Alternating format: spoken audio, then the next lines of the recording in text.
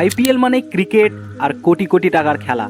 প্রতি বছর ফ্র্যাঞ্চাইজি দলগুলো খেলোয়াড়দের পেছনে 50 থেকে 80 কোটি টাকা পর্যন্ত খরচ করে, অথচ চ্যাম্পিয়নশিপ জিতলেও পুরস্কার হিসেবে পায় মাত্র 20 থেকে 22 কোটি টাকা। তাহলে তারা কিভাবে লাভ করে, চলুন জেনে নিই এই ভিডিওর মাধ্যমে। ফ্র্যাঞ্চাইজি দলগুলোর অন্যতম বড় আয়ের উৎস হলো স্পন্সরশিপ।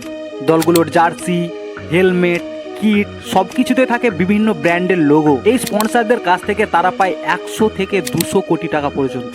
আর আইপিএল মানে কানায় কানায় ভর্তি স্টেডিয়াম, প্রতি ম্যাচে হাজার হাজার দর্শক আসে খেলা দেখতে। এই টিকিট বিক্রি ও স্টেডিয়ামের বিজ্ঞাপন থেকেও দলগুলো কোটি কোটি টাকা আয় করে। আইপিএল এর সম্প্রচার সত্ত্বেও বিক্রি হয় হাজার হাজার কোটি কোটি টাকায়। টিভি চ্যানেল ও অনলাইন স্ট্রিমিং প্ল্যাটফর্মগুলোর কাছ থেকে পাওয়া মিডিয়া রাইটসের একটি বড় অংশ চলে যায় ফ্র্যাঞ্চাইজির পকেটে। দলগুলোর নিজস্ব merchandise, jersey, cup, gift item এসব বিক্রি হয় লাখো ভক্তদের কাছে।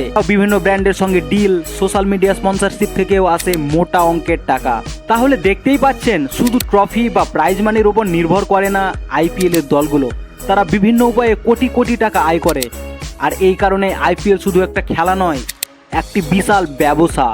তো বন্ধুরা, আপনাদের কি মনে হয় এবার কোন দলটি জিতবে? আর আপনার ফেভারিট টিমের নামটি অবশ্যই কমেন্টে লিখে যাবেন। Thank you.